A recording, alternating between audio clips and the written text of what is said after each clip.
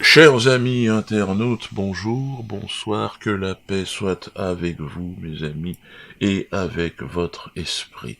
En ces temps troubles et agités, évidemment, alors que la colère populaire, sublimée par cet extraordinaire mouvement des Gilets jaunes, alors que cette colère est à son comble, alors que le doute s'installe profondément chaque jour un peu plus dans l'esprit des Français, rien ne semble pouvoir cependant interrompre ce cycle de destruction infernale dans lequel nous sommes enfermés.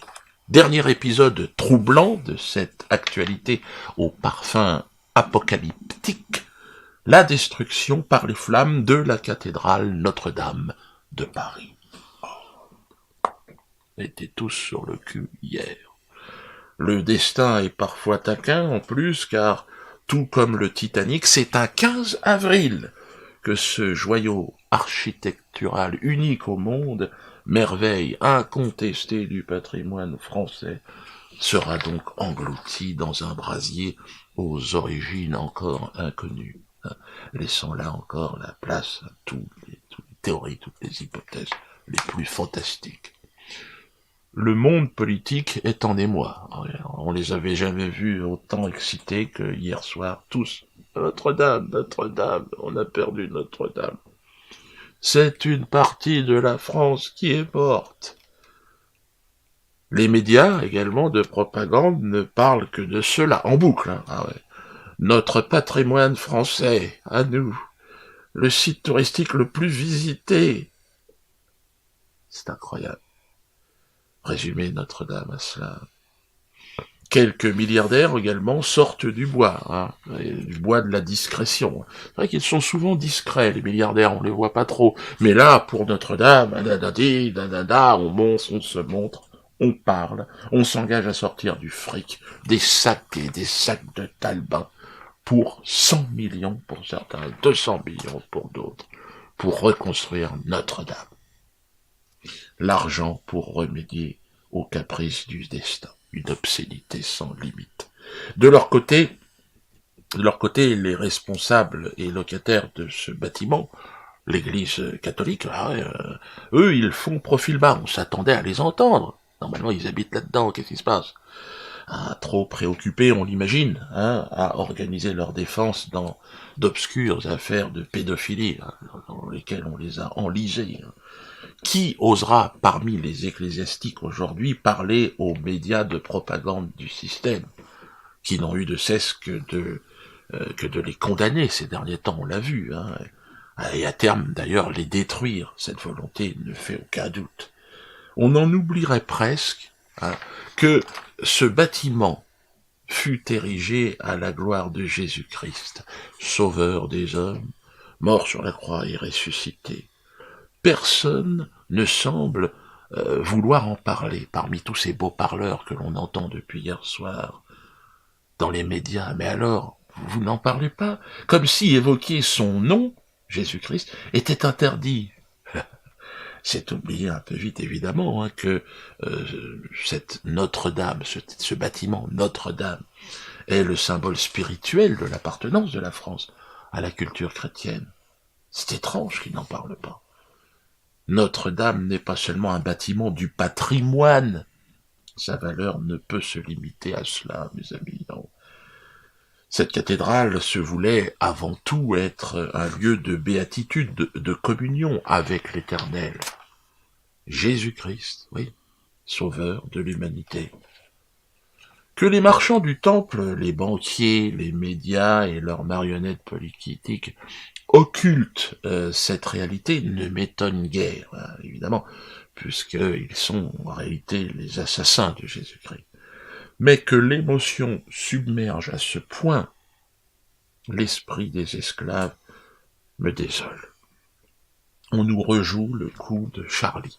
Alors cette fois-ci, évidemment, c'est « je suis Notre-Dame ». Oui, mais être Notre-Dame, c'est quoi? N'est-ce pas être quand même un peu dans cette lumière, au moins reconnaître son inspirateur? C'est l'inspiration née de Jésus-Christ qui a permis à la réalisation de cet ouvrage exceptionnel. C'est pour lui et lui seul, hein, que des gilets jaunes de l'époque, au XIIe siècle, ont construit au péril de leur vie ce bâtiment. Et donc sa destruction est un signe très fort pour les gilets jaunes d'aujourd'hui, hein, et pour ceux qui ressentent cette inspiration à l'origine de tout cela. La destruction de Notre-Dame remet Jésus et son inspiration au centre de notre réflexion. Et comme cette inspiration est terriblement vivante et puissante, hein, au même moment que brûlait Notre-Dame, un incendie embrasait la mosquée, vous vous rendez compte, d'Al-Aqsa à Jérusalem. C'est incroyable. C'est un truc de fou quand même, quand tu réfléchis. Ce qui devient rationnel, d'ailleurs, aux yeux du monde, c'est qu'une inspiration profonde se manifeste, vraiment puissamment, en ces temps de perdition. Que l'on croit au hasard, au destin, à Dieu, que l'on soit croyant ou athée, on ne peut que s'accorder quand même sur le fait que l'époque est à la réflexion profonde, une réflexion sur l'origine même de notre existence, et que ces événements récents nous invitent encore à cette réflexion, encore un peu plus et davantage. Pour ma part, vous le savez, je pense que le mouvement des Gilets jaunes a déclenché un processus irréversible. Je l'ai dit souvent. Les gesticulations d'ailleurs des marionnettes du pouvoir, hein, ces politiques, n'y changeront rien. Je dirais même que plus ils la ramènent, plus ils s'enfoncent. Ah, c'est catastrophique. Pour ça, là, hier, évidemment, la cathédrale a brûlé, et donc Macron a remis son discours, carrément. Ce qui leur manque, en fait, à ces gens-là, j'ai envie de dire, c'est l'inspiration. L'inspiration, ils n'en ont plus. Ils n'en ont plus. Ils sont dans un marécage de mensonges, une sorte de pornographie droit de l'homiste, hein, qui représente bien cette époque de dérive absolue, quoi. Vous vous rendez compte, on est passé de la Sainte Vierge Marie, à parent d'eux, maintenant. Voilà. La mère n'existe plus. C'est parent d'eux. On est passé de l'Esprit Saint à BFM TV. Ah ouais, c'est elle qui informe, qui vous explique. Ah, Notre-Dame, Notre-Dame. Ouais. De Jésus, on est passé à Rothschild et aux milliardaires qui financent et qui font construire des églises maintenant. Extraordinaire. Alors ça sent un peu la fin des temps. Je veux dire, ça sent un peu, en tout cas, la fin d'un temps. Peut-être pas des temps, mais d'un temps. Tout part en fumée. L'imposture s'accroche, mais ne résistera pas au temps. Hein, au temps qui passe. Hein, et alors qui pourrait résister au temps qui passe, hein, si ce n'est, évidemment, L'Éternel, celui qui inspire. À mon niveau, je ne peux que saluer et soutenir les artistes gilets jaunes qui continuent. Formidable, on en voit sur Internet. Je leur donne rendez-vous d'ailleurs au Bal des Quenelles du 22 juin prochain. Il y aura des surprises, beaucoup de gilets jaunes, beaucoup d'artistes gilets jaunes, beaucoup de créatifs, de créateurs, d'esprits qui libèrent, qui s'émancipent, se sont donné rendez-vous à ce Bal des Quenelles et j'en suis très fier. Dans la prochaine vidéo, je vous donnerai d'ailleurs la liste des nominés, vous verrez. Oui, il y en aura beaucoup. J'espère qu'ils seront tous là. Plus que jamais, donc, je me sens gilet jaune, canal historique. Vous l'aurez compris, évidemment, j'en parle depuis des semaines, mais la destruction de Notre-Dame résonne comme un signe envoyé à tous ces gilets jaunes pour poursuivre leur chemin. Jésus est vivant, il n'est pas enfermé, ni dans un temple, ni dans une institution, ni même dans une église. Pour moi, le message est clair, très clair. Nous ne pouvons plus rien attendre de l'organisation humaine qui nous retient en esclavage.